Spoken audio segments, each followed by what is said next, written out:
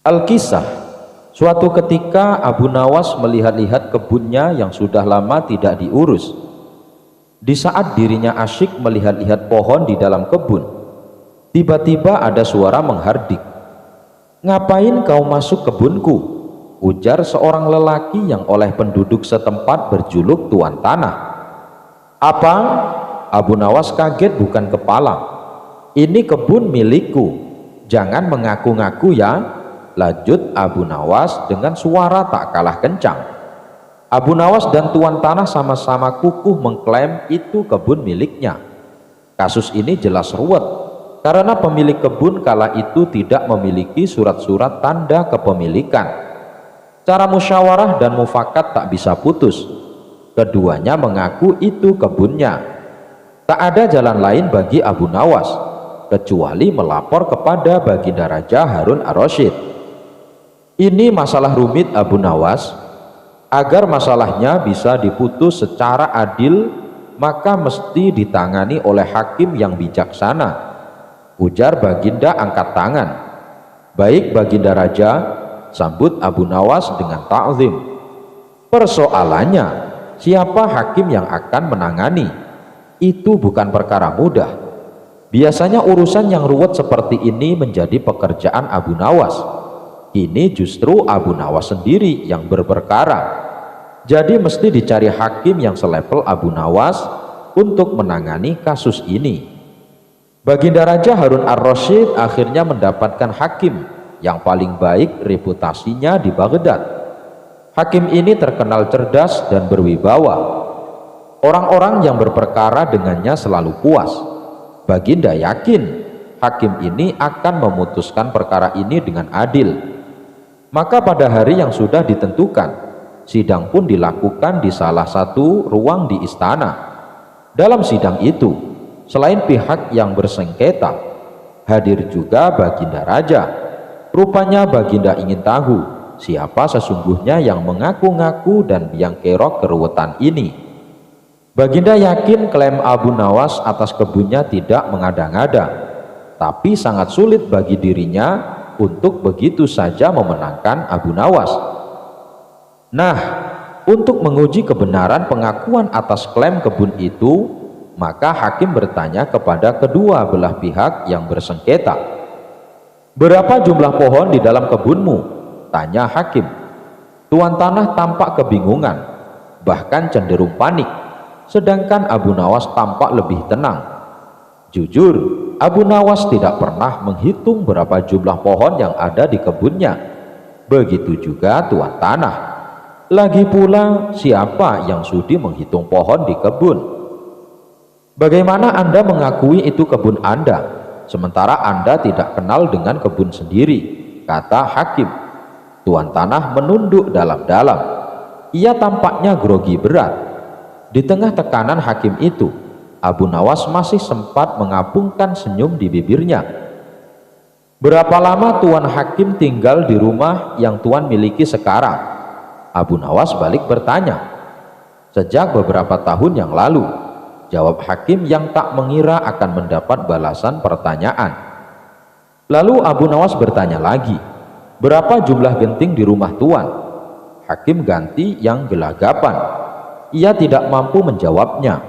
Hakim itu lalu berkata, "Kebenaran ada di pihakmu," katanya kepada Abu Nawas diiringi senyum kecut dan wajah pucat pasi Tuan Tanah. Bisa ditebak wajah pucat Tuan Tanah itu. Begitu hakim mengetuk palu memenangkan Abu Nawas, maka hukum dari Baginda Raja sudah pasti menanti. Hakim yang terkenal adil dan bijaksana ini mengakui terkadang kecerdasan dan kejeniusan bisa patah oleh argumen. "Saya belum pernah kalah kecuali dengan satu orang, yaitu Abu Nawas," ujar hakim mengakui kehebatan Abu Nawas. Setelah itu Tuan Tanah langsung digelandang ke penjara. Enak saja mengaku-ngaku kebun milik orang lain. Abu Nawas memasukkan unta ke lubang jarum. Al-Kisah, Abu Nawas mendapat kabar Baginda Raja mengalami masalah yang membuat tidak bisa tidur. Masalah tersebut hanya Raja yang mengetahuinya. ia sengaja merahasiakannya, termasuk kepada Abu Nawas selaku sahabatnya tempat berkeluh kesah. Ingin rasanya baginda raja melupakan masalah yang menimpanya. Kalaupun bisa lari menghindar, tentulah ia akan melakukannya. Namun kenyataannya permasalahan yang dihadapi terasa seperti mengikutinya kemanapun baginda raja pergi. Sejak saat itu baginda raja sering terlihat melamun seorang diri. Kemudian penasehat istana mendekati baginda raja. "Maaf Paduka yang mulia, hamba perhatikan belakangan ini Paduka terlihat murung. Hamba khawatir Paduka nanti jatuh sakit. Apakah ada sesuatu yang Paduka pikirkan?" tanya penasehat istana. "Tidak ada apa-apa, aku baik-baik saja. Kau urusi saja pekerjaanmu," jawab baginda raja dengan memalingkan wajahnya. Penasehat istana pun hanya terdiam. Ia merasakan gelagat bahwa baginda raja sedang dilanda masalah besar. Dikarenakan baginda raja tidak mau berterus terang, penasehat istana tidak berani membujuknya untuk menceritakan masalah yang dihadapi.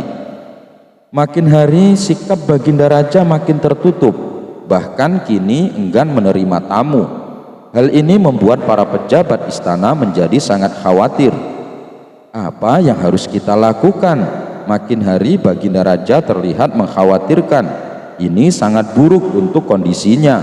Jangan sampai baginda raja jatuh sakit, kata salah seorang menteri. "Aku juga cemas melihat sikap baginda raja belakangan ini. Aku sudah coba membujuknya supaya mau menceritakan masalah yang dialami, tapi ia malah memalingkan wajah." Baginda raja memilih menutup diri, beber penasehat istana. "Saya ada saran, bagaimana kalau masalah ini kita sampaikan kepada Abu Nawas? Biasanya dia tahu solusinya," ujar salah satu dari menteri. "Ya, saya setuju dengan saran tersebut," balas lainnya. Maka beberapa menteri istana segera mendatangi rumah Abu Nawas. Melihat yang datang adalah para menteri, Abu Nawas sempat terkejut. Biasanya yang diutus baginda raja adalah prajurit istana. "Kenapa kalian yang datang?" tanya Abu Nawas. "Kami kesini bukan diutus baginda raja, tapi atas kemauan sendiri," jawab para menteri. Kemudian para menteri ini memberitahu Abu Nawas tentang keadaan yang menimpa baginda raja. "Kami semua sudah berusaha memberi perhatian, tapi baginda raja selalu menutup diri," kata salah satu menteri. "Baiklah, aku akan coba menghiburnya. Mari kita ke istana sekarang," ajak Abu Nawas. Singkat cerita, Abu Nawas menghadap baginda raja. Ia lalu bercerita kisah-kisah jenaka di hadapan baginda raja, berharap bisa terhibur dan tertawa, tapi ternyata tidak ada reaksi apapun. Baginda raja hanya terdiam, malah meninggalkan Abu Nawas lalu masuk ke kamarnya. Selepas baginda raja pergi, para menteri segera menghampiri Abu Nawas. "Bagaimana ini Abu Nawas? Kamu lihat sendiri kan?" ucap mereka. "Sepertinya baginda raja sedang mengalami masalah berat. Biarkan aku pulang dulu, aku akan memikirkan cara untuk mengatasi masalah ini," ucap Abu Nawas. Setibanya di rumah, Abu Nawas terus memikirkan cara terbaik memecahkan masalah ini. Setelah berpikir cukup lama, akhirnya Abu Nawas menemukan ide cemerlang. Esok harinya Abu Nawas pergi ke pasar. Di hadapan orang-orang, Abu Nawas berteriak, "Apakah di antara kalian ada yang bisa memasukkan unta ke lubang jarum?" Mendengar pertanyaan Abu Nawas, semua orang yang ada di sana heran. Salah satu dari mereka lalu menjawab, "Mana mungkin bisa, itu perkara yang mustahil." Dengan lantang Abu Nawas membalas, "Tidak ada perkara yang mustahil, jangankan aku, anak kecil pun bisa." "Kalau kau memang bisa, coba tunjukkan kepada kami," pinta mereka. "Maaf kawan-kawan, sayangnya aku hanya bisa membuktikannya bila di hadapan baginda raja," jawab Abu Nawas. Begitulah seterusnya, setiap ada keramaian, orang ataupun perkumpulan, Abu Nawas selalu mengatakan hal yang sama. Akhirnya kabar tentang Abu Nawas bisa memasukkan unta ke lubang jarum sampai juga hingga telinga Baginda Raja. Awalnya Baginda Raja tidak terlalu memedulikannya, tapi lama-kelamaan timbul juga rasa penasaran pada dirinya. Maka diperintahkanlah beberapa pengawal istana memanggil Abu Nawas. "Tuan Abu Nawas, Anda diperintah Paduka untuk datang ke istana," ucap seorang prajurit. "Benarkah?" tanya Abu Nawas memastikan. "Benar Tuan Abu Nawas," jawab dia. "Rencanaku akhirnya berhasil," pikir Abu Nawas. "Oh iya, bagaimana kondisi Baginda Raja sekarang?" tanya Abu Nawas lagi. "Baginda masih sering mengurung diri dan sering tampak termenung," jawab salah satu prajurit. "Baiklah, aku akan ke sana sekarang," balas Abu Nawas. Tidak lama kemudian Abu Nawas sampai di istana menghadap Baginda Raja. "Wahai Abu Nawas, aku dengar kau bisa memasukkan seekor unta ke lubang jarum.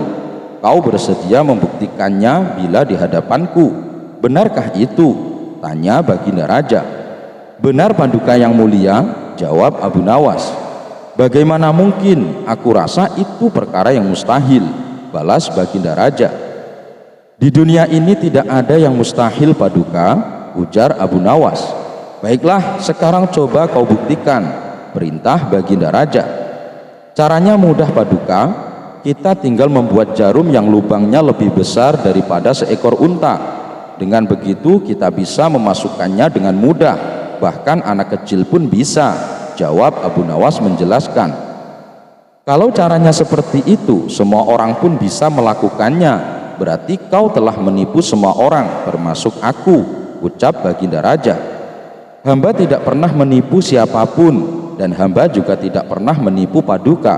Hamba tidak pernah mengatakan bahwa jarum yang hamba maksud adalah jarum kecil," balas Abu Nawas. "Iya, itu benar. Tapi apa maksud dari pernyataanmu ini?" tanya Baginda Raja. "Hamba hanya ingin mengatakan ada hikmah dari pernyataan ini," jawab Abu Nawas. "Hikmah? Hikmah dari mana?" tanya Baginda Raja heran. Bukankah tadinya Baginda Raja tidak percaya kalau hamba bisa memasukkan unta ke lubang jarum? Tapi setelah hamba jelaskan, Baginda Raja baru mempercayainya. Begitu juga dengan permasalahan yang sedang kita hadapi. Sebesar apapun masalah, sebesar apapun bebannya, tapi kalau hati kita lebih besar, hati kita lebih luas saat menghadapinya, maka semua masalah akan terasa lebih ringan. Itulah gambaran seekor unta bila dimasukkan ke lubang jarum. Sepintas saat kita menghadapinya, pasti itu mustahil dilakukan. Tapi bila kita luas dan besar, maka pikiran kita juga akan mengikuti. Dan pada akhirnya masalah yang kita anggap mustahil diatasi menjadi mudah dan ringan untuk dijalani. Bagaimana kita akan bisa tenang bila kita menghadapi masalah dengan hati yang sempit? Tutur Abu Nawas. Seketika Baginda Raja terdiam. Ia terus merenungi ucapan Abu Nawas. Suasana pun mendadak menjadi hening. Tidak berapa lama Baginda Raja pun berkata, "Terima kasih Abu Nawas, kau telah menyadarkanku. Selama ini aku memang sedang dilanda masalah dan hatiku sempit menghadapinya, sehingga pikiranku juga ikut menjadi buntu," ujar Baginda Raja. Sejenak kejadian itu, kini Baginda Raja mulai terlihat ceria. Ia tidak lagi terlihat murung seperti hari-hari sebelumnya. Permasalahan bukanlah hal untuk dilamunkan, melainkan dihadapi dengan hati yang besar, maka akan tercipta solusi dari sebuah pemikiran yang jernih. Abu Nawas berhasil bikin ikan bisa terbang. Beberapa hari terakhir Raja begitu gembira. Baginda Raja dihadiahi seekor ikan yang indah dari seorang sahabat yang berada di negeri seberang. Ikan tersebut dilepas dalam kolam dalam istana. Keberadaan ikan ini membuat hati Baginda Raja merasa terhibur. Saat merasa jenuh, sang raja duduk di dekat kolam sambil memandangi ikan yang cantik itu. Lama-lama rasa bosan pun muncul dari sang raja. Dalam pikiran pun mulai menghayal hal-hal yang tidak mungkin terjadi. Andaikan ikan ini bisa terbang, pasti lebih asyik, pikir Baginda Raja. Hayalan Baginda Raja ini pun dicetuskan kepada seorang menteri yang selalu setia mendampinginya. "Wahai menteri, apakah mungkin ikan ini bisa terbang?" tanya Baginda Raja. "Mohon ampun yang mulia, saya kira itu sesuatu yang mustahil Paduka. Ikan tidak ada sayap seperti burung," jawab menterinya. "Bagaimana dengan orang-orang sakti? Apakah mereka bisa membuat ikan ini bisa terbang?" tanya Baginda Raja. Namun lagi-lagi menteri menolak hayalan Baginda Raja dengan alasan habitat ikan ada di air, tidak mungkin bisa terbang seperti burung. Mendengar jawaban menterinya itu, Baginda Raja hanya terdiam sambil sesekali menarik napas dalam. Tentu saja menteri tidak ingin melihat rajanya kecewa dan bersedih. Ia pun memiliki ide untuk memecahkan kebuntuan obrolan itu. "Yang mulia, kita panggil saja Abu Nawas. Dia kan terkenal cerdik. Kita suruh saja dia membuat ikan Paduka bisa terbang," usul sang menteri. Usulan itu dianggap masuk akal oleh sang raja. Ia pun meminta menterinya segera memanggil Abu Nawas. "Betul juga katamu itu. Cepat panggil Abu Nawas kemari," titah Baginda Raja. Singkat cerita, Abu Nawas pun menghadap Baginda Raja. "Ampun yang mulia, ada gerangan apa Paduka memanggil hamba?" tanya Abu Nawas. "Begini Abu Nawas, aku ada perintah untukmu. Jika kamu berhasil melakukannya, aku akan memberikan hadiah 1.000 dinar untukmu," kata Baginda Raja. Tentu saja Abu Nawas terkejut. Uang yang ditawarkan begitu banyak dari biasanya.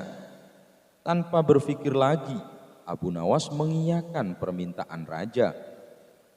"Siap Paduka, hamba siap melaksanakan perintah Paduka," kata Abu Nawas penuh semangat.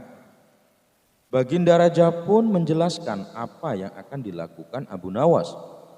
Begitu juga Abu Nawas tergiur dengan hadiah besar tanpa peduli dengan apa yang akan diperintahkan raja. Baginda Raja pun mengajak Abu Nawas menuju kolam taman istana. "Kamu lihat ikan dalam kolam itu. Aku ingin ikan itu bisa terbang," perintah Baginda Raja. Sontak Abu Nawas pucat pasi dan berkeringat dingin atas titah Baginda Raja. Permintaan Baginda Raja itu tidak mungkin bisa terjadi.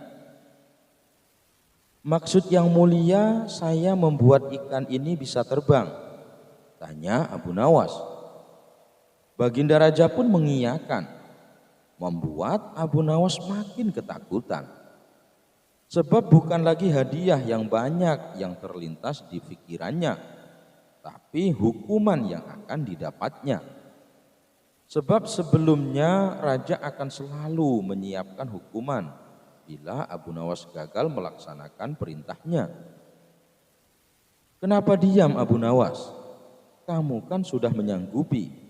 Ingat Abu Nawas, kamu gagal, hukuman menantimu. Ayo lakukan tugasmu," desak Baginda Raja. "Ampun beribu ampun Paduka. Berilah hamba waktu seminggu untuk menyelesaikan tugas ini Paduka," pinta Abu Nawas. Baginda Raja pun memberikan waktu seminggu sesuai penawaran Abu Nawas. Abu Nawas pun diminta pulang. Namun tugas raja ini membuat Abu Nawas banyak merenung, meratapi hukuman yang menunggunya. Karena tidak kunjung mendapatkan solusi, hampir saja Abu Nawas putus asa dan pasrah dengan hukuman yang akan diterima. Di tengah kebuntuan itu muncul ide cemerlang, membuat Abu Nawas kembali sumringah. Abu Nawas pun bergegas menuju istana Baginda Raja dengan memegang kertas kecil mirip sayap. "Bagaimana Abu Nawas? apakah engkau sudah siap? Tanya Baginda Raja. Tentu Paduka yang mulia, jawab Abu Nawas penuh percaya diri. Keduanya pun menuju kolam taman istana, tempat ikan berada. Mendapatkan kabar Abu Nawas sudah siap membuat ikan peliharaan raja bisa terbang, membuat para menteri heboh. Luar biasa Abu Nawas, pasti dia mempunyai ilmu sihir, celetuk salah satu menteri. Setelah tiba di kolam, Abu Nawas segera mengangkat ikan dan menempelkan kertas berbentuk sayap ke tubuh ikan tersebut. "Hei Abu Nawas, untuk apa itu?" tanya Baginda Raja. "Ini Paduka, ini adalah sayap ajaib Paduka. Hewan apapun kalau ditempel dengan sayap ini pasti bisa terbang," jawab Abu Nawas. Pernyataan Abu Nawas membuat yang hadir di istana merasa takjub. Saat semua mata tertuju kepadanya, Abu Nawas langsung melemparkan ikan ke udara. Sesaat ikan itu terlihat seperti terbang. Tidak beberapa lama, ikan itu langsung mengarah ke tanah hingga menghantam batu. Ikan itu pun akhirnya mati. Melihat apa yang dilakukan Abu Nawas membuat Baginda Raja murka. "Hei Abu Nawas, bukan saja telah gagal membuat ikan itu terbang, tapi kau sudah membuat ikanku mati," hardik Baginda Raja. "Tunggu dulu Paduka yang mulia, bukankah Paduka sudah melihat sendiri bagaimana ikan itu tadi sudah terbang ke atas?" timpal Abu Nawas. "Betul, tapi ikan saya jatuh dan mati," protes Baginda Raja. "Iya, itu bukan salah saya yang mulia. Yang mulia hanya memerintahkan membuat ikan itu terbang, tapi yang mulia tidak memerintahkan mengajari ikan itu agar mendarat dengan selamat," ilah Abu Nawas. Raja pun hanya menggeleng-gelengkan kepala melihat kecerdikan Abu Nawas. Kali ini Raja mengalami dua kerugian. Pertama, harus membayar hadiah 1000 dinar kepada Abu Nawas.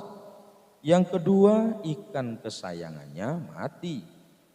Abu Nawas pun pulang dengan membawa 1000 dinar. Abu Nawas difitnah membunuh. Sore itu, Abu Jahil terlihat sedang merenung seorang diri. Rupanya ia masih tidak terima atas perbuatan Abu Nawas terhadapnya. Ia telah berulang kali dipermalukan di hadapan orang-orang. Padahal apa yang dilakukan Abu Nawas hanyalah membalas tindakan Abu Jahil. Hal inilah yang membuat Abu Jahil menaruh dendam dan kebencian. Ingin sekali rasanya membalas perbuatannya, tapi ia bingung harus dengan cara apa. Setelah berpikir cukup lama, ia masih belum menemukan solusi yang tepat. Pada keesokan harinya, tanpa sengaja Abu Jahil melihat Abu Nawas sedang menyembelih ayam di belakang rumah. Maka terlintaslah di benak Abu Jahil sebuah rencana jahat untuk memfitnah Abu Nawas. Ia pun segera pergi ke warung di mana kawan-kawan Abu Nawas biasa berkumpul. Di hadapan mereka, Abu Jahil berkata, "Hai kawan-kawan, aku baru saja melihat Abu Nawas melakukan tindakan pembunuhan, fitnah Abu Jahil." "Yang benar saja, barangkali kau salah lihat Abu Jahil. Abu Nawas tak mungkin melakukan itu," kata mereka. "Sumpah mati, aku melihatnya dengan mata kepalaku sendiri," balas Abu Jahil. Rupanya percakapan Abu Jahil dan orang-orang di warung terdengar oleh salah satu prajurit istana yang kebetulan lewat di depan mereka. Prajurit itu pun menghampiri Abu Jahil dan bertanya, "Apakah ucapanmu itu benar?" Abu Jahil menjawab, "Iya Tuan, aku melihatnya sendiri." Tanpa menunggu lama, beberapa prajurit langsung bergegas menuju rumah Abu Nawas dan menangkapnya. Abu Nawas yang tidak tahu apa-apa hanya bisa pasrah saat dibawa ke istana. Berhubung Baginda Raja sedang berada di negeri orang, sementara Abu Nawas mendekam di penjara untuk menunggu diadili. Kabar tentang pembunuhan yang dilakukan Abu Nawas pun dengan cepat menyebar ke seluruh kota Baghdad. Ada yang percaya, ada pula yang tidak percaya. Salah satu warga berkata, "Tidak kusangka Abu Nawas yang dikenal ramah dan humoris, ternyata jiwanya sangat kejam." Yang lain menimpali, "Dia akan mendapat hukuman yang setimpal. Sepulang Baginda Raja nanti, Abu Nawas pasti akan dihukum mati." Singkat cerita, pulanglah Baginda Raja dari lawatannya di negeri orang. Kemudian salah satu menterinya memberitahu perihal kasus yang menimpa Abu Nawas. Baginda Raja pun terkejut dengan kabar tersebut. "Lalu mana Abu Nawasnya?" tanya Baginda Raja. "Dia ada dalam tahanan Paduka," jawab sang menteri. Maka dipanggillah Abu Nawas untuk segera menghadap. "Wahai Abu Nawas, apa benar kabar itu bahwa kau telah melakukan tindakan pembunuhan? Hampir seluruh penduduk Baghdad membicarakan tentangmu," tanya Baginda Raja. "Itu tidak benar Paduka, saya sendiri tidak tahu kenapa dituduh melakukan perbuatan keji itu," jawab Abu Nawas. Baginda Raja lalu menghadirkan beberapa prajurit yang telah menangkap Abu Nawas. "Kalian dapat kabar dari mana Abu Nawas telah membunuh?" tanya Baginda Raja. "Abu Jahil yang mengatakannya Paduka," jawab mereka. Kemudian dipanggillah Abu Jahil untuk dimintai keterangan. Tak lama berselang, datanglah Abu Jahil dengan tubuh gemetaran. Ia menyadari bahwa fitnah yang dilakukannya telah membuat seluruh Baghdad menjadi gempar. Ia juga tak menyangka bahwa ulah usilnya kali ini berakibat sampai sedemikian hebohnya. "Wahai Abu Jahil, apakah benar tuduhanmu itu?" tanya Baginda Raja. Dengan mulut terbata-bata, Abu Jahil menjawab, Benar Paduka, Abu Nawas telah membunuh, tapi membunuh ayam." Seketika Baginda Raja langsung naik pitam. "Hei Abu Jahil, kau tahu akibat perbuatanmu? Seluruh penduduk Baghdad jadi membenci Abu Nawas dan menghujatnya akibat fitnah yang kau sebarkan," bentak Baginda Raja. "Ampun Paduka, saya sendiri tidak menyangka bisa sampai jadi begini. Awalnya saya hanya berniat iseng untuk mengerjai Abu Nawas," ujar Abu Jahil ketakutan. "Baiklah Abu Jahil, karena kau telah mencemarkan nama baik Abu Nawas, kau akan saya hukum 10 tahun penjara," kata Baginda Raja. Namun tiba-tiba dengan lapang dada Abu Nawas berkata, "Ampun Paduka yang mulia, bebaskan saja dia, aku akan memaafkannya." Akhirnya Abu Jahil pun dibebaskan berkat kebaikan daripada Abu Nawas. Beberapa hari kemudian, Abu Jahil yang telah menyebarkan fitnah datang menemui Abu Nawas di rumahnya. Ia menyatakan penyesalannya atas apa yang sudah terjadi. "Wahai Abu Nawas, aku janji aku tidak akan mengulanginya. Katakan apa yang harus kulakukan untuk menebus kesalahanku," kata Abu Jahil. "Tidak ada Abu Jahil," jawab Abu Nawas. "Pasti ada yang bisa aku lakukan. Katakan saja Abu Nawas," paksa Abu Jahil. "Baiklah jika kamu memaksa. Sekarang bawakan aku sebuah bantal yang berisi bulu." Abu Jahil lalu segera pergi dan kembali membawa bantal tersebut. Abu Nawas lalu berkata, "Sekarang berdirilah di tengah jalan dan bukalah bantal itu." Abu Jahil segera melakukan apa yang diperintahkan Abu Nawas. Seketika bulu-bulu itu langsung keluar dari bantal dan terbang tertiup angin. "Sekarang apalagi Abu Nawas?" tanya Abu Jahil. "Kumpulkan bulu-bulu itu dan kembalikan ke bantal," perintah Abu Nawas. Tentu saja Abu Jahil heran mendengarnya. "Tetapi itu tidak mungkin Abu Nawas, bulu-bulu itu sudah terbang jauh," kata Abu Jahil. "Demikian juga dengan apa yang telah engkau lakukan padaku. Beritanya sudah tersebar luas, dan sekarang engkau tidak dapat membersihkan namaku yang telah terlanjur tercemar," tutur Abu Nawas. Mendengar hal itu, Abu Jahil hanya terdiam sambil menundukkan kepalanya. Fitnah lebih kejam dari pembunuhan. Al-Kisah, suatu hari Abu Nawas sedang duduk bersama kawan-kawannya. Kemudian memberi sebuah nasihat tentang bahaya fitnah. Dalam ajaran agama Islam dijelaskan bahwa fitnah lebih kejam dari pembunuhan. Kemudian salah seorang kawan bertanya kepada Abu Nawas, "Wahai Abu Nawas, bukannya fitnah hanya dilakukan oleh mulut, tidak mengakibatkan cacat, tidak pula mengeluarkan luka yang dapat mengeluarkan darah, tapi kenapa dianggap lebih kejam daripada pembunuhan?" Ujar salah seorang kawannya. "Sedangkan pembunuhan bukan mengakibatkan cacat, tapi sampai menghilangkan nyawa seseorang," sambung kawan itu lagi. Abu Nawas pun menjawab bahwa dampak yang ditimbulkan dari fitnah sangatlah besar, bahkan bisa mengakibatkan peperangan. Kawan Abu Nawas yang bertanya itu makin penasaran dengan penjelasan tersebut. "Masa sih Abu Nawas, bisakah kau buktikan ucapanmu itu? Aku sendiri tidak pernah mendengar kisah tentang bahayanya sebuah fitnah," tanya kawan Abu Nawas. Abu Nawas lalu menerangkan sebuah kisah yang pernah diceritakan oleh Hammad bin Salamah radhiyallahu anha. Dahulu ada seorang saudagar kaya ingin membeli budak. Pergilah dia menemui sang penjual. Saat akan memilih budak itu, ia mendapati rata-rata memiliki cacat dan sudah tua. Namun ada satu budak yang masih muda, badannya bersih dan tidak memiliki cacat. "Aku mau budak yang itu saja," kata saudagar kaya tersebut kepada si penjual. "Apa Tuan yakin? Dia memang masih muda dan tidak cacat, tapi dia adalah budak yang suka fitnah," tutur si penjual. Akan tetapi saudagar kaya itu tidak menghiraukan himbauan dari penjual tadi. Ia tetap membeli budak tersebut. Baru beberapa hari bekerja dengan saudagar kaya, budak itu mulai melakukan kebiasaannya, yaitu menebar fitnah. Budak itu mendatangi istri saudagar kaya. "Sesungguhnya suamimu tidak mencintaimu.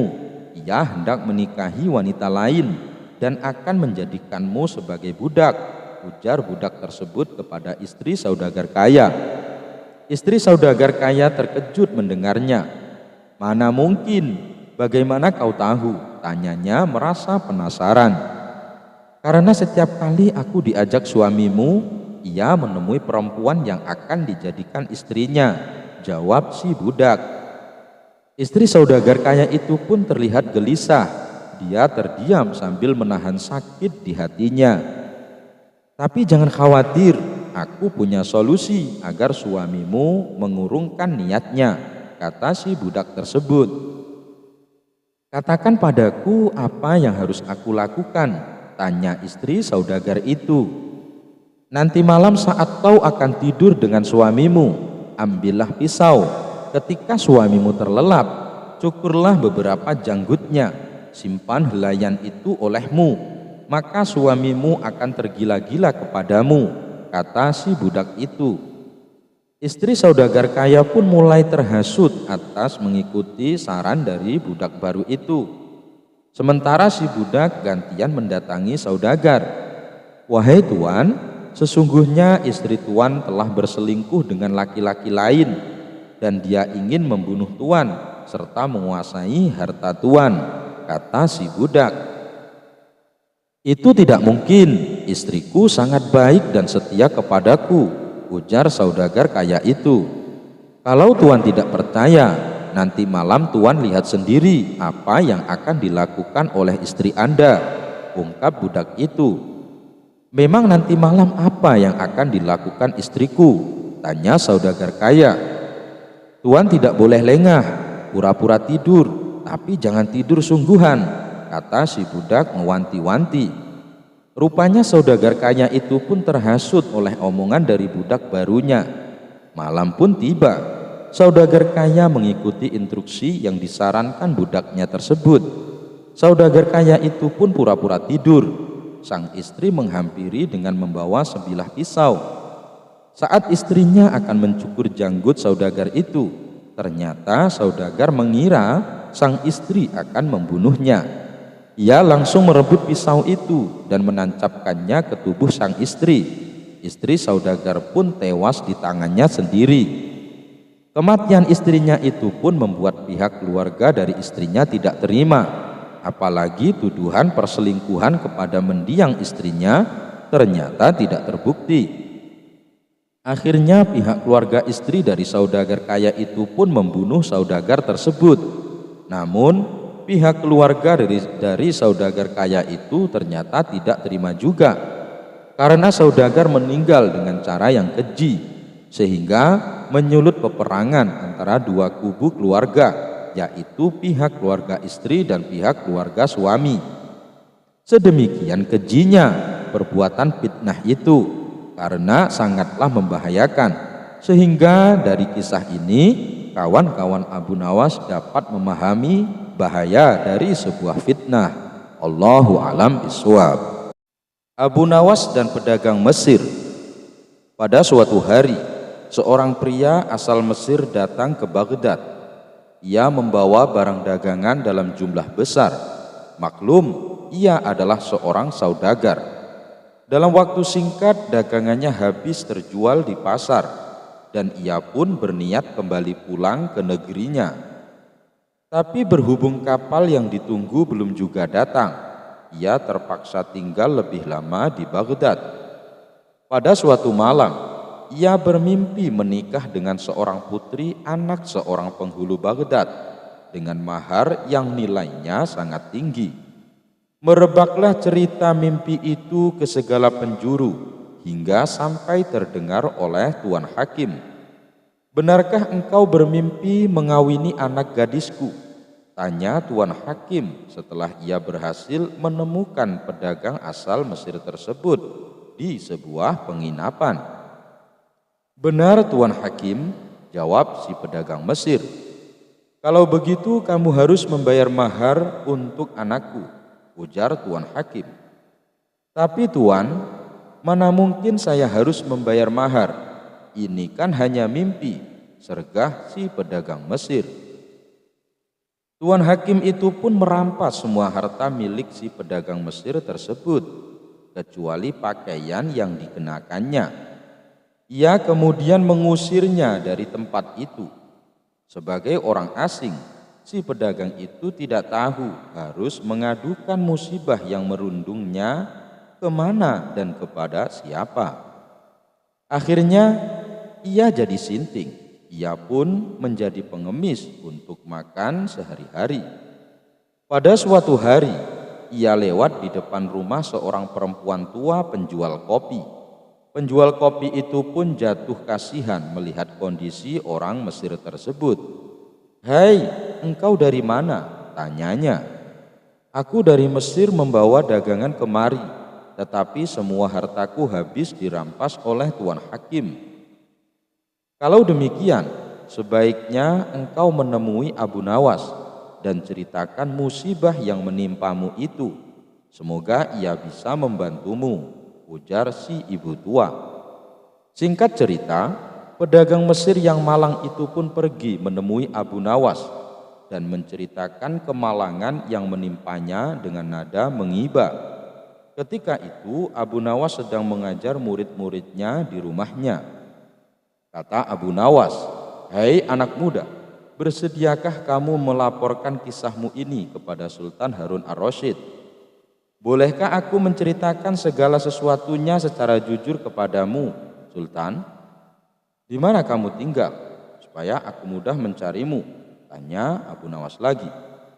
"Di rumah ibu tua penjual kopi, dialah yang menampung dan memberiku makan," ujarnya.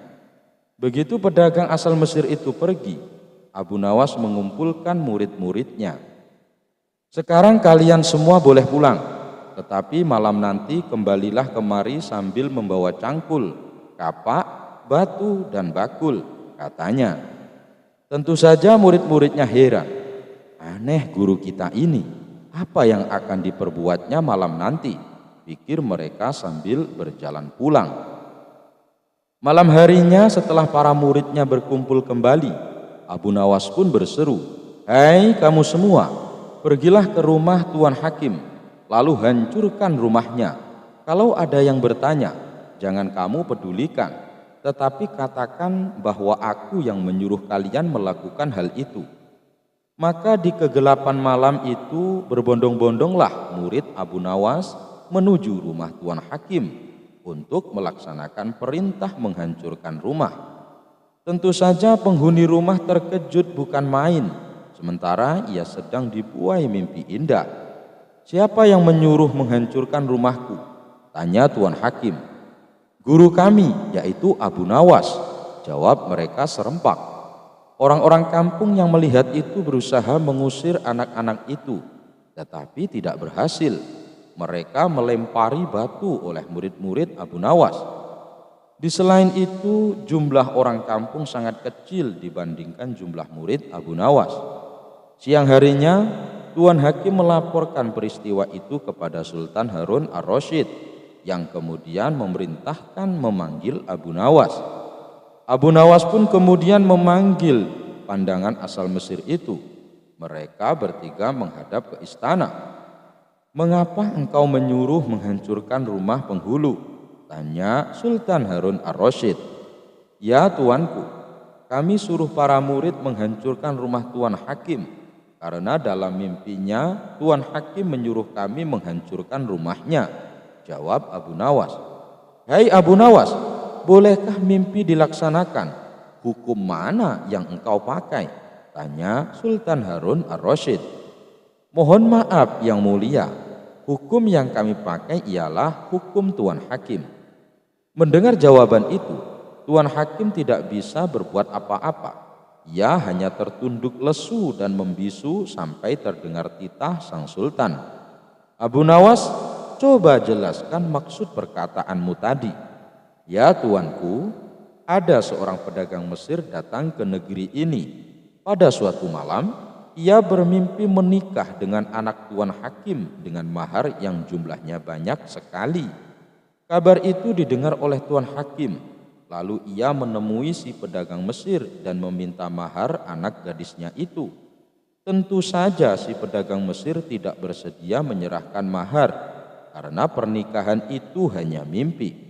Tapi Tuan Hakim malah merampas seluruh harta si pedagang Mesir, kecuali baju yang dikenakannya. Tuan Hakim tidak mengingkari laporan Abu Nawas. Ia hanya membisu, lidahnya keluh. Di mana pedagang Mesir itu? Tanya Sultan Harun ar-Rasyid. Pedagang Mesir itu pun datanglah menghadap Sultan Harun ar-Rasyid. Hai pedagang Mesir, ceritakan kembali pengalamanmu selama engkau berdagang di negeriku ini, titah Sultan Harun ar-Rasyid.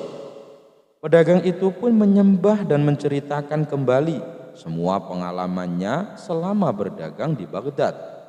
Mendengar cerita itu, Sultan murka dan memecat Tuan Hakim serta mengurungnya di penjara. Sultan juga merampas harta benda Tuan Hakim dan memberikannya kepada si pedagang Mesir. Abu Nawas mendadak jadi hakim, bikin pedagang curang ketakutan. Al-Kisah, Abu Nawas mendengar ada seorang pedagang di kota Baghdad yang terkenal jujur dan baik hati. Semua pembeli yang datang ia layani dengan sangat ramah. Barang-barang dagangan yang dijual pedagang tersebut dibanderol dengan harga yang terjangkau, karena ia hanya mengambil sedikit untung. Hal inilah yang membuat dia makin disukai dan dicintai oleh banyak orang. Di depan toko milik dia berjualan, ada toko seseorang yang memiliki barang jualan sama persis seperti dirinya. Di samping berjualan, pedagang itu berprofesi pula sebagai rentenir. Dikenal juga sebagai orang yang kejam dan tidak kenal ampun, sehingga banyak orang yang membencinya. Selain itu, pedagang tersebut mematok harga yang sangat tinggi untuk barang jualannya dan seringkali terlihat memaksa para pembeli. Wajar jika tokonya sepi dan tidak laku. Tetapi karena dia juga menjadi rentenir, tokonya sering didatangi orang-orang untuk berutang. Dia berani memberi pinjaman berapapun, tapi dengan syarat bunga yang sangat tinggi. Bila telat membayar, rumah si peminjam akan diambil. Sifat kejam itu menjadikan dirinya kaya raya. Hal ini tentu membuat orang-orang makin benci kepadanya karena sifat-sifatnya tersebut. Suatu hari, pedagang sebelumnya yang baik hati membutuhkan modal untuk memperbesar usahanya. Ia pun mendatangi si pedagang kejam untuk meminjam uang. Si pedagang kejam yang sudah lama memendam rasa benci menggunakan kesempatan ini untuk berbuat jahat. Dia tidak meminta rumah sebagai jaminan, tetapi meminta yang di luar nalar. Aku bersedia meminjamkan uang kepadamu, tapi kau harus mengembalikannya 2 kali lipat. Apabila kau tidak mengembalikan tepat waktu, aku berhak memotong daging bagian mana saja di tubuhmu seberat 1 kilogram, kata si pedagang kejam. Mendengar syarat yang diminta si pedagang kejam, pedagang baik hati pun merasa terkejut dan heran. Kenapa harus daging tubuhku? Bukankah kau biasanya meminta rumah untuk dijadikan jaminannya? Tanya si pedagang baik hati. Kalau kau tidak mau, ya sudah, tidak usah. Aku juga tidak memaksamu, balas si pedagang kejam dengan ketus. Dikarenakan sedang membutuhkan uang, si pedagang baik hati itu akhirnya menerima syarat berat tersebut.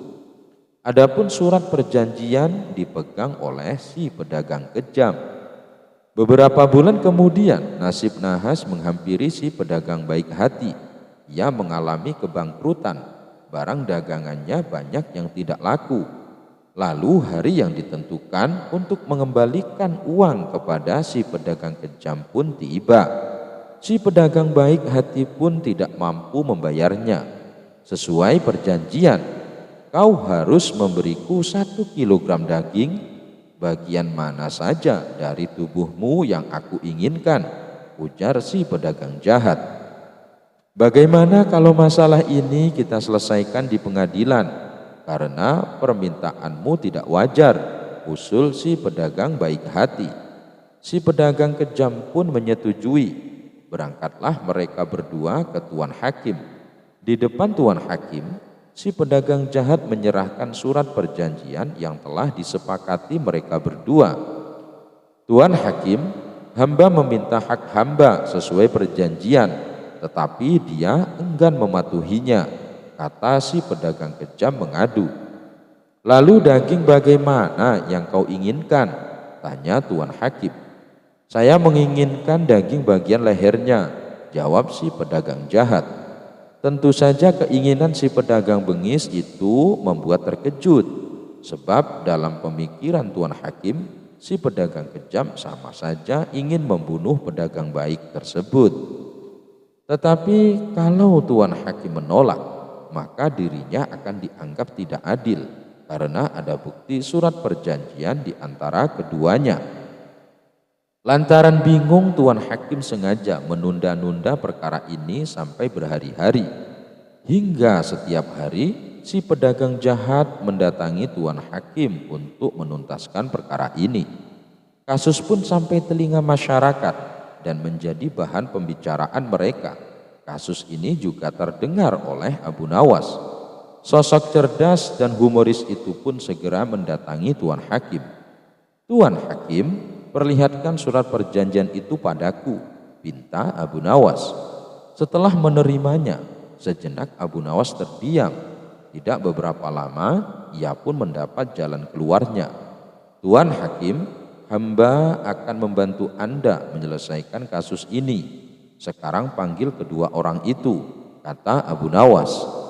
Singkat cerita, datanglah si pedagang yang baik hati dan pedagang kejam ke pengadilan. Abu Nawas lalu bertanya kepada si pedagang baik hati, apakah sewaktu menulis surat perjanjian kau setuju bahwa si pedagang jahat memotong 1 kilogram daging di bagian mana saja dari tubuhmu yang diinginkannya? Ya, Tuan Abu Nawas, jawab si pedagang yang baik hati. Lalu apa yang kau harapkan dari kasus ini? Tanya Abu Nawas lagi. Aku hanya ingin keputusan yang terbaik, Tuan Abu Nawas, jawab si pedagang baik hati dengan pasrah.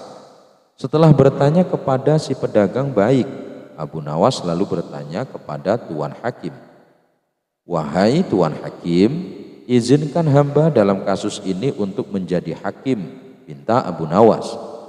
"Silahkan Abu Nawas, sekarang kau yang menjadi hakimnya," jawab Tuan Hakim istana. "Menurutku tidak ada yang salah dalam polemik ini. Si pedagang keji berhak meminta haknya, yaitu menuntut daging 1 kilogram dari tubuh si pedagang baik hati yang dia mau. Dan itu harus dilakukan saat ini juga," ujar Abu Nawas. Hal ini tentu membuat kaget Tuan Hakim. Dia kira Abu Nawas akan membela si pedagang baik hati tersebut.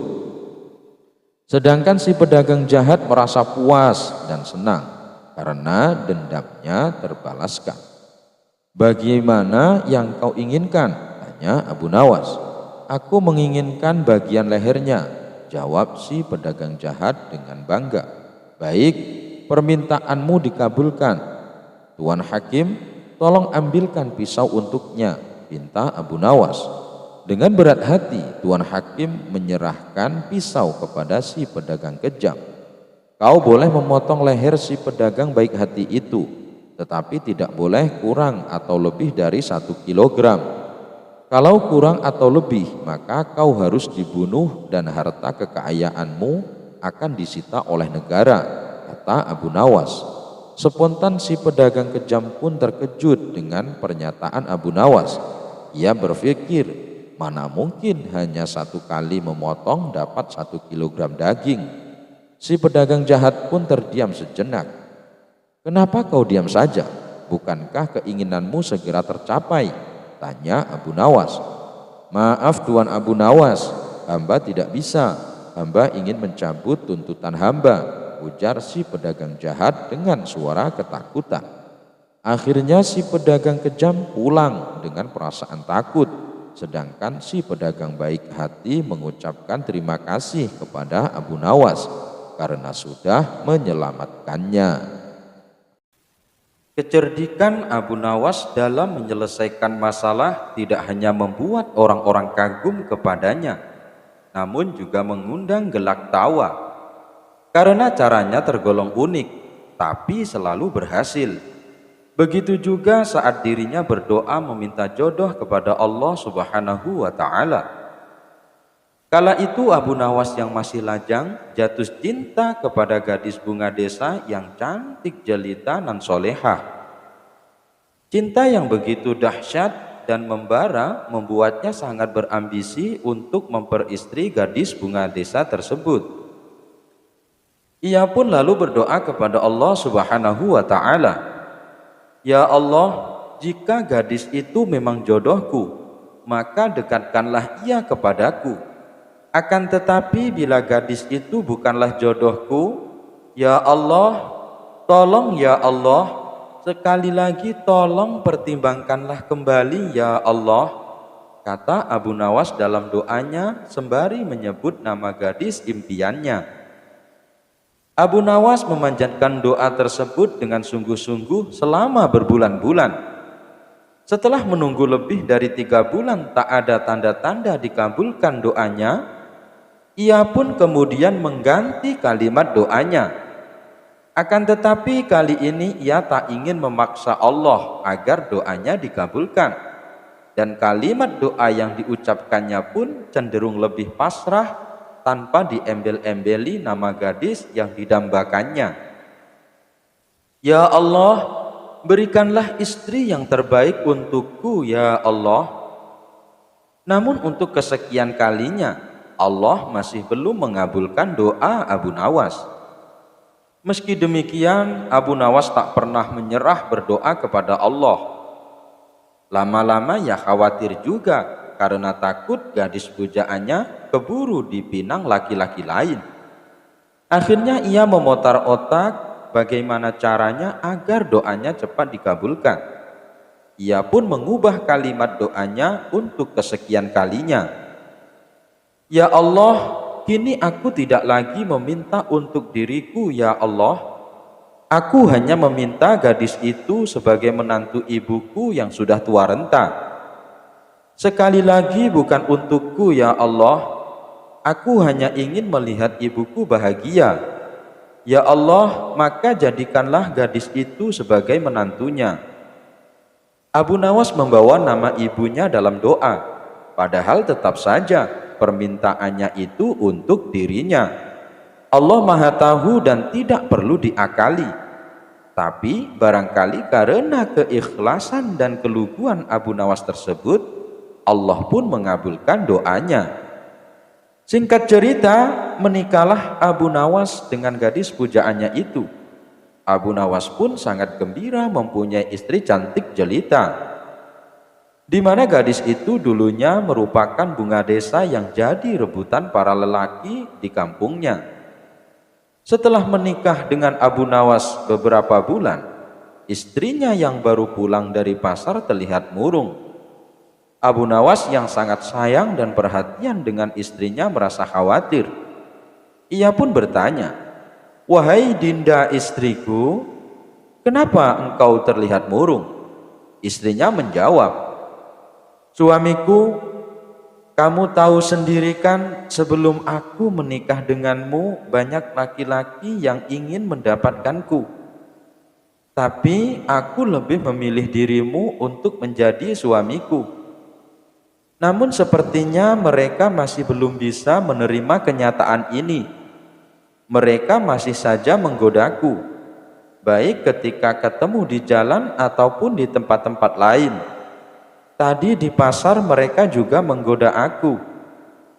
Mendengar penuturan istrinya itu, Abu Nawas langsung memeluknya dan berkata, "Jangan khawatir Dinda, Kanda punya cara untuk menyadarkan mereka." Selepas itu Abu Nawas lalu pergi ke pasar untuk membeli ubi-ubian dan beberapa pewarna makanan. Usai dari pasar, ubi-ubian yang dipilihnya langsung dimasak menjadi makanan. Lalu makanan tersebut diberi warna yang berbeda-beda. Ada yang warna merah, ada yang putih, dan juga warna coklat. Setelah semuanya selesai, Abu Nawas kemudian memanggil semua laki-laki yang selalu menggoda istrinya. Sebab yang mengundang adalah Abu Nawas dan di rumahnya ada sosok wanita yang cantik, laki-laki di kampungnya pun berbondong-bondong menghadiri undangan Abu Nawas itu.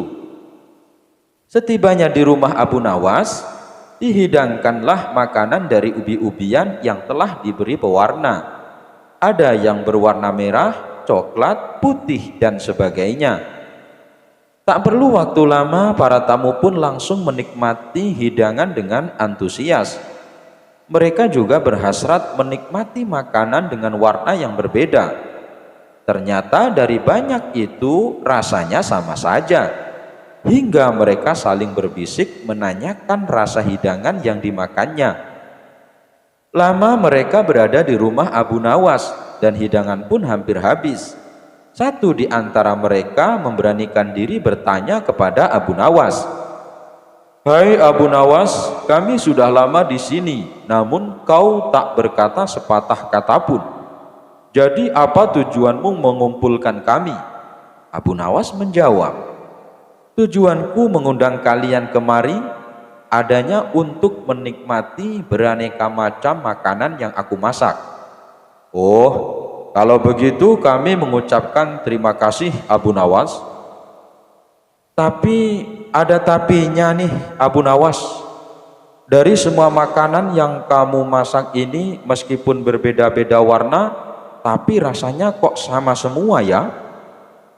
Lepas menghirup napas, Abu Nawas pun menjelaskan, "Saudara-saudaraku yang kalian makan itu tak ubahnya ibarat istri-istri kita semuanya.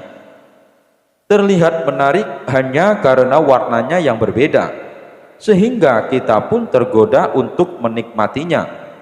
Tapi setelah kita memakannya, rasanya tetap sama saja. Pada dasarnya wanita hanya berbeda dari fisiknya saja, namun mereka sama. Wanita rasanya juga sama." Setelah mendengar penjelasan Abu Nawas, mereka pun tertunduk malu Mereka merasa bersalah karena sering menggoda istri Abu Nawas. Satu persatu dari mereka akhirnya pamit pulang sembari minta maaf. Sejak saat itulah tidak ada lagi yang menggoda istri Abu Nawas. Debat soal rezeki. Al-Kisah. Suatu hari Baginda Raja mengundang beberapa ulama untuk berkumpul di istananya. Tentu saja Abu Nawas seorang pemuka humor yang penuh dengan nilai-nilai filosofis dan spiritual tidak ketinggalan hadir di dalam pertemuan tersebut. Adapun tujuan Baginda Raja mengundang para ulama tak lain untuk membahas tentang berbagai masalah sosial dan hukum-hukum keagamaan.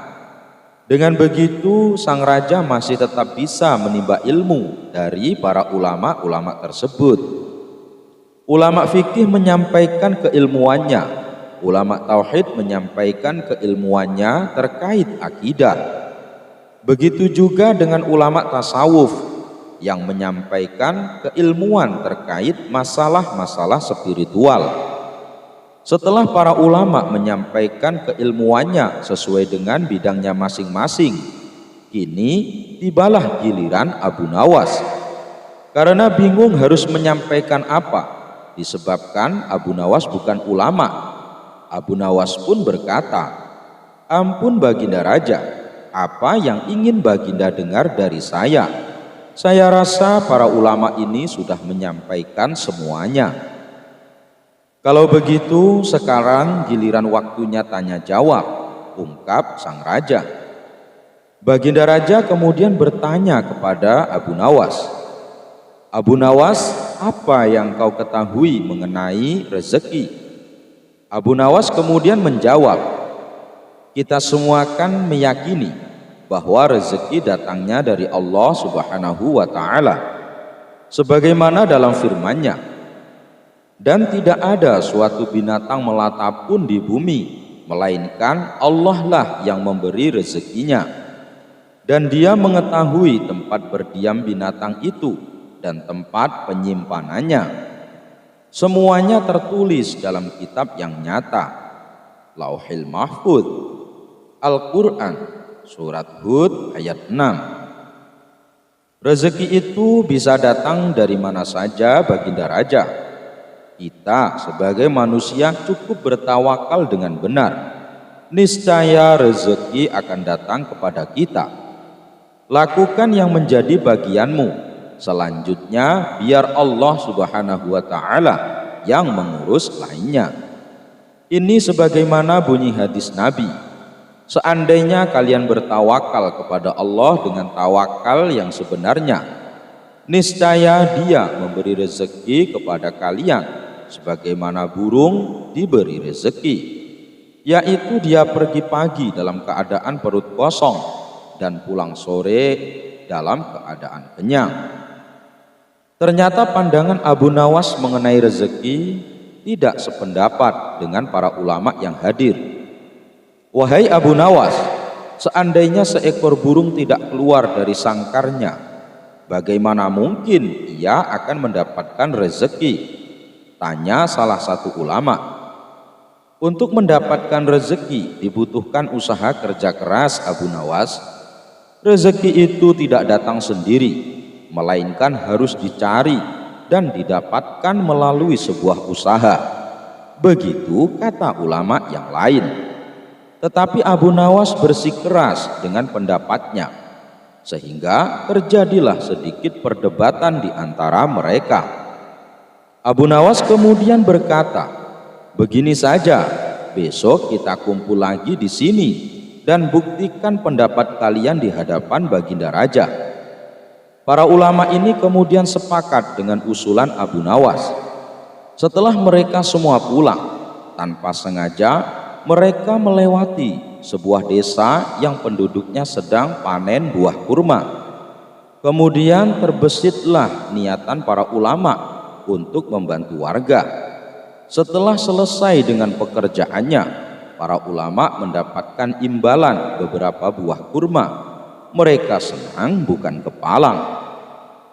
Pada keesokan harinya, para ulama datang ke istana Baginda Raja, dan ternyata Abu Nawas sudah ada di sana. Salah satu dari ulama kemudian berkata kepada Baginda Raja, "Ampun Baginda Raja, kami telah membawa bukti tentang pendapat kami soal rezeki. Kami rasa pendapat Abu Nawas kurang tepat. Justru pendapat kami yang paling tepat." Mendengar itu, Baginda Raja pun kemudian bertanya, "Bukti apa yang kalian bawa?" Para ulama segera menunjukkan beberapa buah kurma dan meletakkannya di hadapan Abu Nawas dan Baginda Raja. "Buah kurma ini kami dapatkan karena kemarin kami bekerja membantu warga panen buah kurma. Jadi mengenai pendapat Abu Nawas yang mengatakan seseorang cukup bertawakal dengan benar, nanti rezeki akan datang sendiri, kami rasa pendapat tersebut kurang tepat, karena rezeki itu harus dicari. Seandainya kami tidak bekerja membantu warga, kurma ini tentu tidak akan sampai pada kami. Sedangkan Abu Nawas kemarin berdiam diri di rumah. Apakah Abu Nawas dapat kurma seperti kami?" "Yang kalian katakan itu benar sekali. Saya sependapat dengan kalian," ungkap sang raja. "Bagaimana denganmu Abu Nawas?" Sambil tersenyum, Abu Nawas kemudian berkata, "Kemarin aku memang hanya diam di rumah seharian karena aku harus mengerjakan tugasku sebagai guru yang mengajar murid-muridku ilmu agama. Dan hari ini saat kalian bercerita tentang kurma, tiba-tiba saya jadi kepingin. Alhamdulillah kalian datang bukan hanya membawa ceritanya saja, tapi juga membawa serta buah kurmanya untukku. Bukankah ini juga bagian dari rezeki yang datang tanpa sebab, sebagaimana yang saya ungkapkan? Cukup tawakal dengan benar kepada Allah Subhanahu wa Ta'ala. Niscaya Allah Subhanahu wa Ta'ala akan beri rezeki. Lakukan yang menjadi tugasmu. Selanjutnya biar Allah Subhanahu wa Ta'ala yang mengurus lainnya. Saya Abu Nawas melakukan tugasku sebagai guru. Lalu Allah Subhanahu wa Ta'ala mengirim kalian membawakan kurma untukku." Mendengar penjelasan Abu Nawas, mereka semua langsung tertawa satu sama lain tanpa menyalahkan pendapatnya masing-masing. Abu Nawas mendapat hadiah istri cantik. Kisah lucu Abu Nawas kali ini ketika keimanan dan kejujurannya mendapat ujian. Saat itu ada jin usil yang tidak percaya bahwa Abu Nawas benar-benar orang jujur. Abu Nawas suatu hari pergi ke hutan untuk mencari kayu. Ia membawa kapak yang sudah usang sebagai alat untuk mempermudah pekerjaannya. Namun sayangnya, kapak miliknya itu malah jatuh ke jurang. Melihat Abu Nawas yang sedang panik dan bingung karena kapak satu-satunya jatuh ke jurang, jin itu langsung berubah menjadi seorang kakek-kakek. Jin yang menjelma jadi kakek itu langsung menanyakan apa yang sedang terjadi. Lalu Abu Nawas mengatakan kalau kapak miliknya jatuh ke jurang dan kesulitan mengambilnya. Kemudian kakek itu menawarkan diri membantu mengambil kapak milik Abu Nawas. Namun kapak yang diambil sang kakek dari dalam jurang terlihat berbeda, berlapis emas dan sangat mewah. "Apakah ini kapak milikmu?" tanya kakek itu.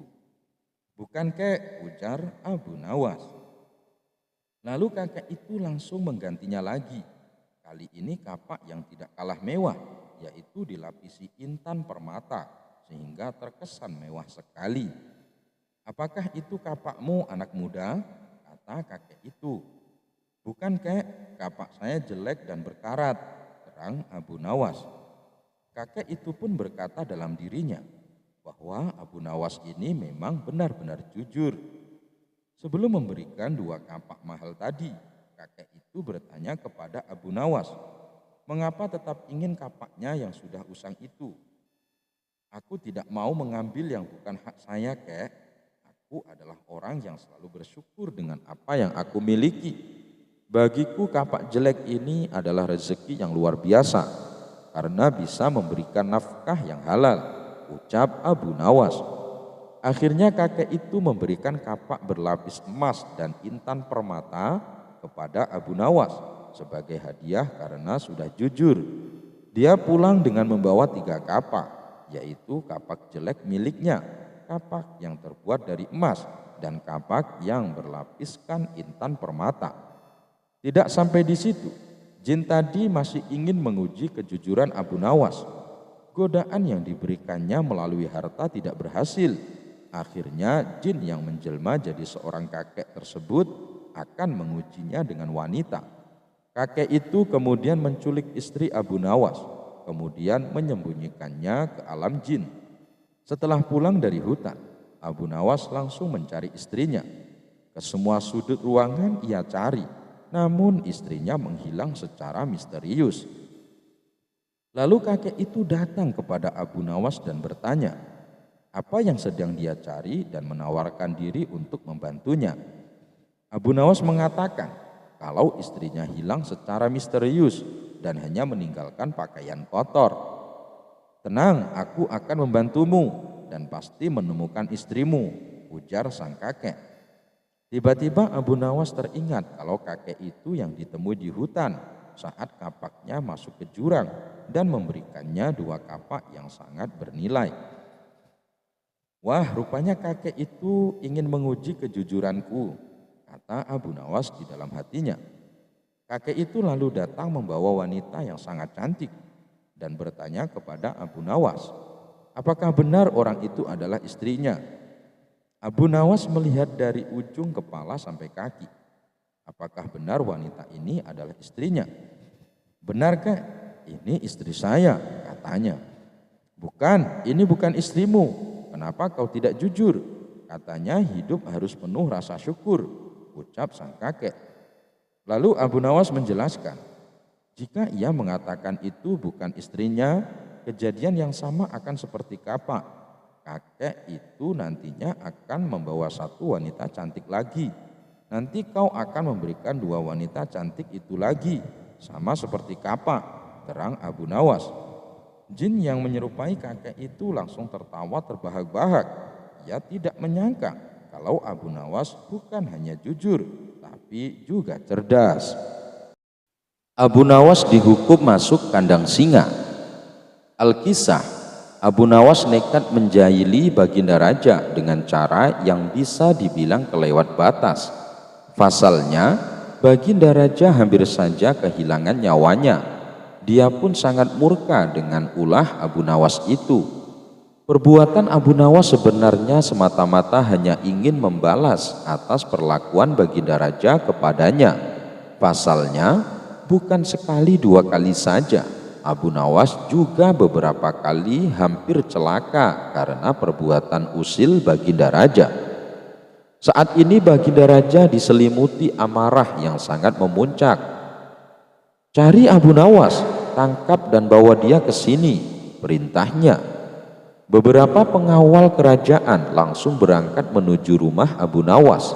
Sesampainya di sana, mereka menangkap Abu Nawas dengan kasar. Apa-apaan ini? Apa salahku?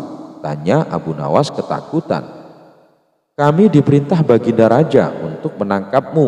Kalau kamu menolak, kami tetap akan membawamu dengan cara paksa, jawab para pengawal.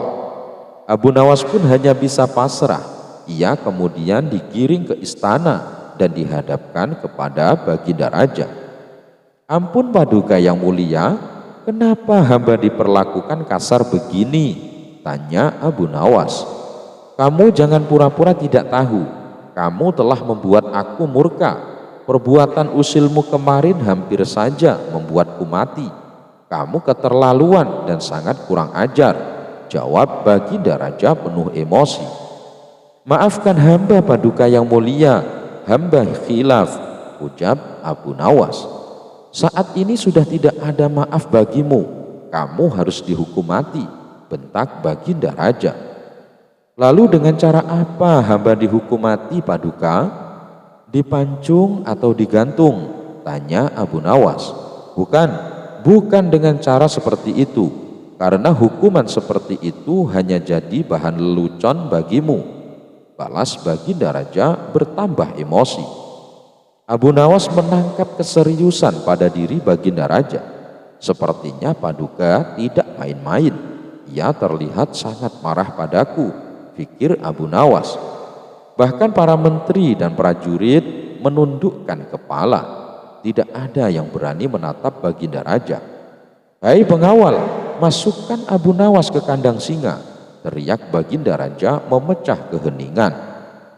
Para menteri dan segenap prajurit terkejut mendengar perintah tersebut, karena walau bagaimanapun Abu Nawas adalah sosok yang baik, sering berjasa mengungkap kasus-kasus di dalam istana yang sulit terpecahkan. Mereka tidak sampai hati melihat Abu Nawas tewas mengenaskan diterkam singa buas.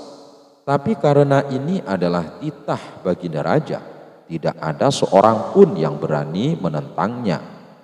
Lalu seorang penasihat istana berkata, "Ampun Paduka yang mulia, apakah tidak berlebihan hukuman yang diberikan? Bukankah lebih baik bila Abu Nawas dihukum penjara saja?" Ujar penasihat istana coba membela Abu Nawas. "Kalau tidak suka dengan keputusanku, kau boleh ikut dengan Abu Nawas," herdik Baginda Raja. Sang penasehat istana hanya terdiam. Ia tidak berani membantahnya. Sementara Abu Nawas tertunduk lesu mendengar keputusan tersebut. Tubuhnya langsung lemas dan gemetaran. Namun ketika hendak dimasukkan ke kandang singa, Abu Nawas berkata, "Ampun Paduka yang mulia, hamba ikhlas menerima hukuman ini dan hamba sudah pasrah. Tapi berilah waktu hamba 3 bulan. Hamba ingin agar di akhir kematian disibukkan oleh amal ibadah." Sejenak Baginda Raja terdiam. Tidak beberapa lama kemudian Baginda Raja berkata, "Baiklah, aku kabulkan permintaanmu. Tapi selama itu pula kamu harus hidup dalam penjara dan kamu dilarang menemui keluargamu." Abu Nawas pun menyetujui syarat tersebut. "Kalau diperkenankan, bolehkah saya minta satu permintaan lagi?" tutur Abu Nawas. "Apa permintaanmu?" tanya Baginda Raja. "Supaya kehidupan hamba di dalam penjara tidak membosankan, izinkan hamba memberi makan singa yang ada di kandang," jawab Abu Nawas. "Tidak masalah, nanti ruang penjaramu di sebelahan dengan kandang singa," ujar Baginda Raja. Maka dimasukkanlah Abu Nawas ke penjara. Pada bulan pertama, Abu Nawas melalui waktu dengan beribadah, sedangkan tiap pagi dan sore diisi memberi makan singa. Pada bulan kedua dan ketiga, Abu Nawas makin tekun beribadah. Ia juga lebih rajin memberi makan singa. Abu Nawas memperlakukan singa itu layaknya sahabat. 3 bulan pun berlalu dan tibalah saatnya bagi Abu Nawas untuk menjalani hukuman atas perintah Baginda Raja.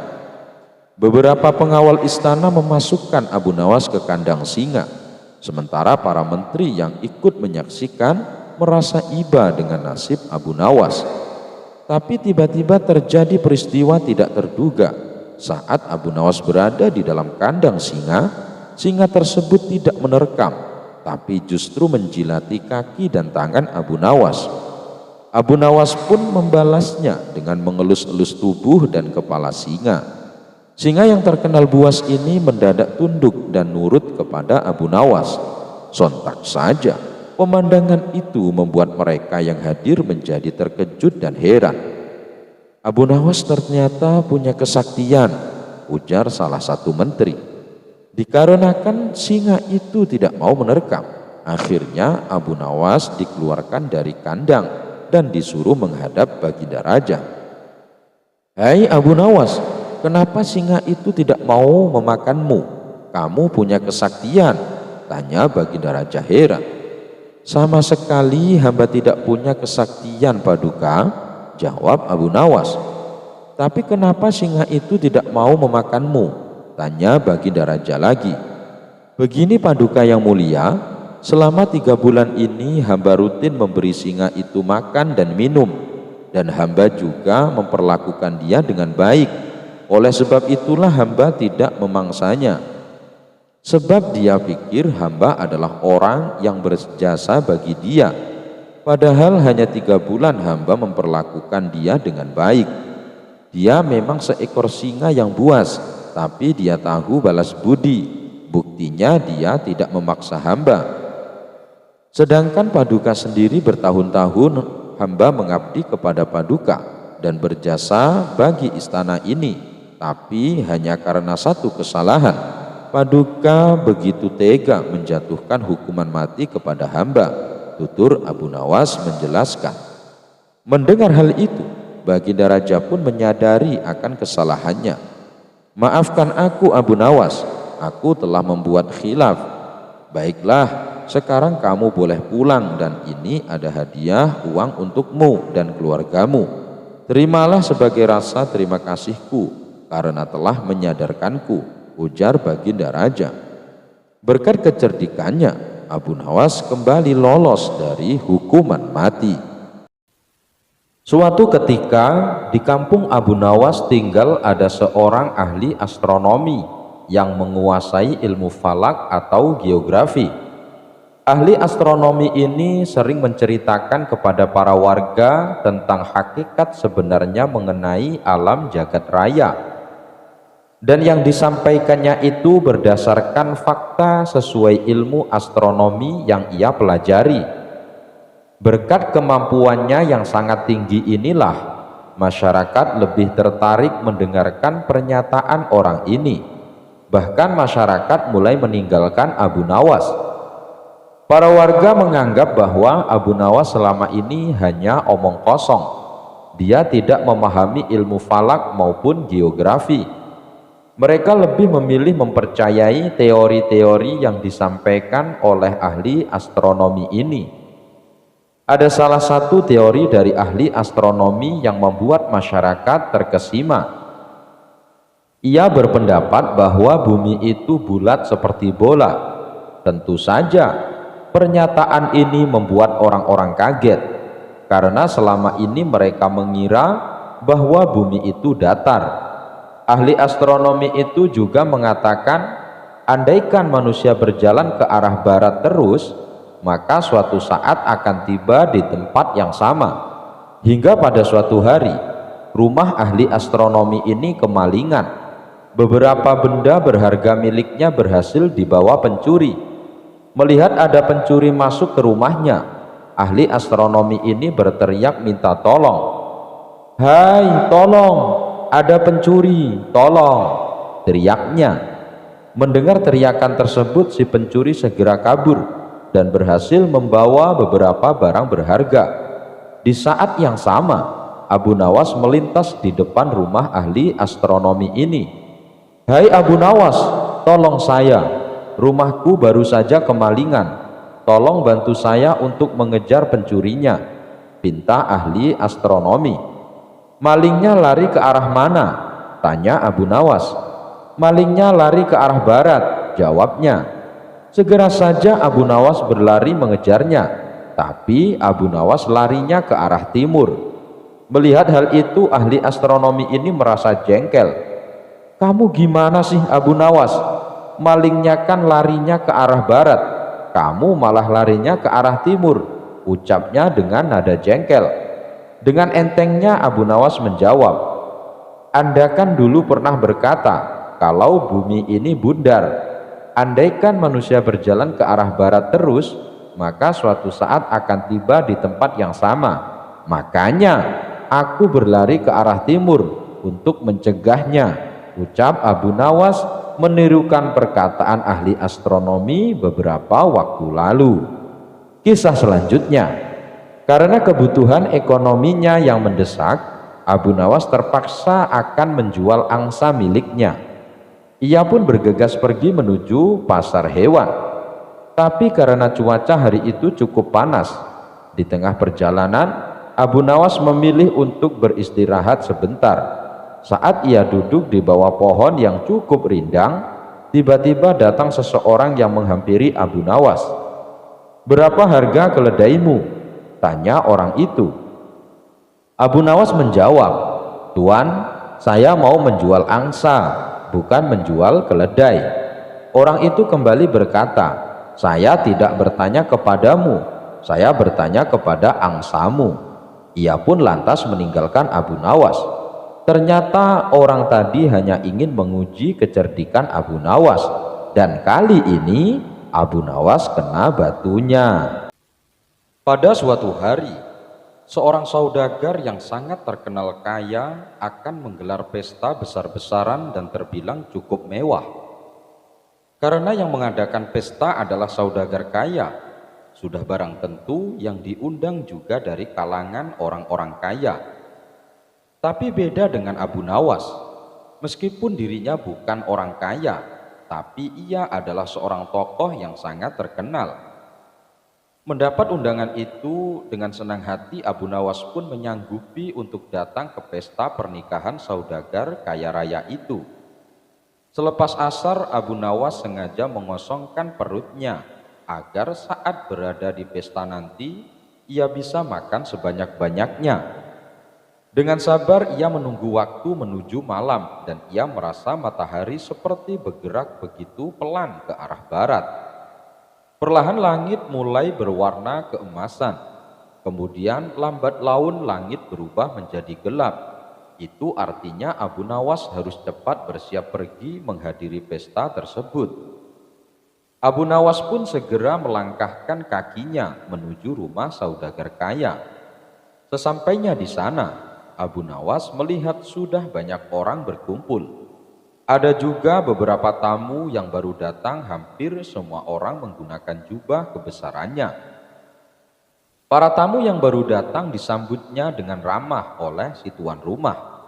Akan tetapi karena Abu Nawas menggunakan baju yang sudah usang, belum lagi warnanya yang telah memudar, jadi tak ada seorang pun yang menyambutnya. Bahkan tidak ada yang mau mengajaknya bicara. Abu Nawas menengok ke sekitarnya sambil menghela nafas. Dengan perasaan kecewa, ia pun memutuskan untuk pulang kembali ke rumah. Tak lama setelah itu Abu Nawas kembali ke pesta. Tapi kali ini ia menggunakan jubah yang bagus dan indah, sehingga Abu Nawas terlihat sangat berwibawa. Berbeda dari sebelumnya, kali ini tuan rumah menyambutnya dengan ramah. Abu Nawas digiring masuk ke dalam dan dipersilakan duduk di depan meja besar yang penuh dengan hidangan mewah dan lezat bersama tamu-tamu yang lain. Tapi bukannya makan dengan lahap seperti yang dibayangkan tadi siang.